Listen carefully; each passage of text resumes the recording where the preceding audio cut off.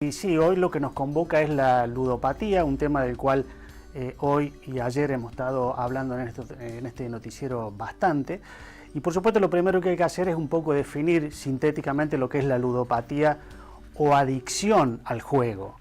Esta es una patología que la Asociación Americana de Psiquiatría la coloca como tal en 1980 aproximadamente, y en un primer momento la coloca no como una adicción, sino que más bien como una patología que entra dentro del espectro del control de los impulsos. Más allá de que la persona, el paciente, tiene una dificultad en controlar el impulso, se le empezó a ver que tenía muchas particularidades que la asociaba más a una cuestión adictiva, a tal punto que en algún momento se la llegó a llamar la adicción sin drogas. El ludópata o el adicto al juego en realidad es una persona que juega en general de manera progresiva, de manera frecuente, necesita cada vez jugar más frecuente y cada vez más tiempo, le ocupa mucho tiempo de su tarea habitual y generalmente repercute obviamente toda esta conducta de la persona en el ámbito familiar, en el ámbito social, en el ámbito académico, en el ámbito laboral, etc. Todo esto en función de las conductas que la persona realiza para seguir justificando esta misma conducta. Vamos a ver en la siguiente placa, si nos acompaña muy bien el señor director, algunas de las situaciones que un paciente ludópata puede tener. La primera es la preocupación, es decir, un paciente vive preocupado y pensando permanentemente sobre el pasado del juego, el presente del juego y el futuro del juego. Por ejemplo, es muy común que la persona diga, uy, jugué mal hoy tal jugada, voy a hacer tal otra mañana.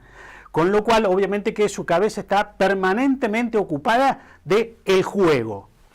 La tolerancia significa que la persona necesita, como cualquier tipo de adicción, como por ejemplo la tolerancia a la cocaína, en el caso del juego, la tolerancia significa que para obtener un beneficio o un placer de ese juego, el paciente necesita cada vez jugar más dinero y más tiempo para obtener el mismo beneficio.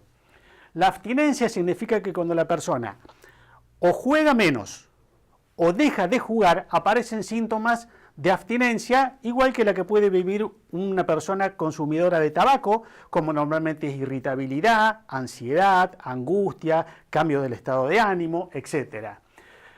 Normalmente tiene conductas evitativas. ¿Esto qué significa? Muchas veces hay un trasfondo dentro de la persona, como por ejemplo una baja autoestima, y normalmente la persona evade solucionar esa baja autoestima a través del juego. Muchas veces hay síntomas depresivos y evade esa tristeza, ese desgano, esa apatía, esa ansiedad que normalmente tiene a través del juego.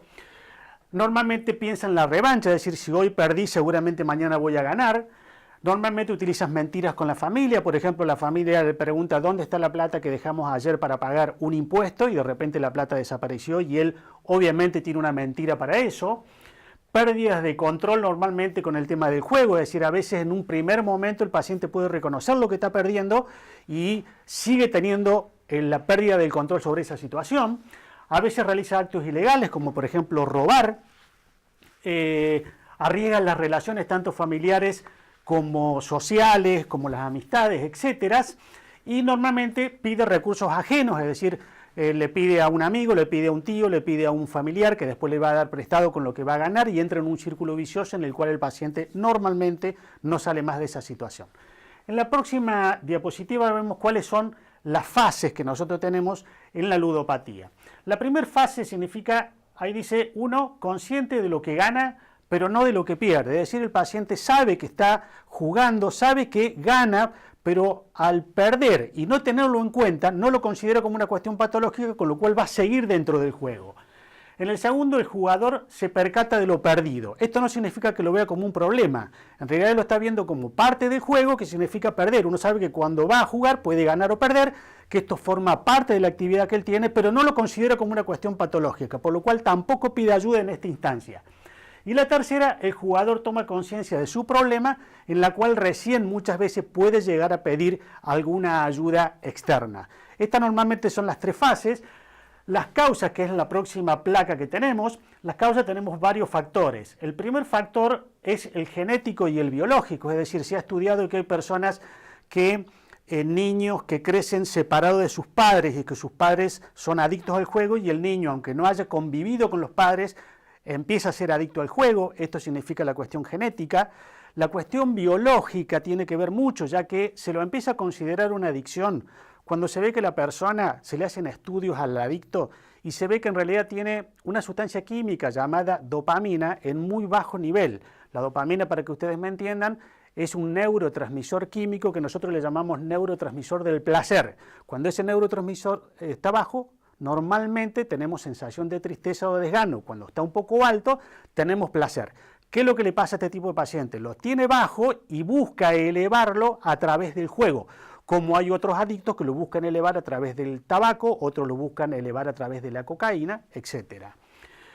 En cuanto al entorno familiar y social es muy trascendente, es decir, si un niño ve que su papá y su mamá todos los días juegan o todos los fines de semana van a jugar y le parece algo totalmente rutinario y normal, es probable que el chico entre a jugar y lo considere totalmente normal. En cuanto a los problemas psicológicos y sociales, yo más o menos hice una aclaración anteriormente que el paciente puede ser depresivo y no haberse dado cuenta o no buscar ayuda para esto, puede ser ansioso o puede tener bajo autoestima, es decir, sentirse que no es nadie en ningún lado y sentirse que ahí sí es importante, lo cual obviamente más que dudoso de que ahí lo sea, pero normalmente el paciente vive esta situación y quiere elevar su autoestima a través de un juego, con lo cual su autoestima más que subir va a bajar, no es la solución. Y por último, las estructuras del juego y la publicidad. Todos sabemos que en las estructuras del juego la publicidad es más que trascendente, ya que todo esto es una cuestión de mucho marketing hacia esas instituciones, porque de hecho viven muchas veces de este tipo de personas y otras veces no. Yo siempre digo que más allá de las causas, y con esto hago un cierre, más allá de las causas que normalmente tenemos y sabemos de cómo un paciente o una persona puede ingresar a la ludopatía, es mucho más importante saber cómo y dónde salir.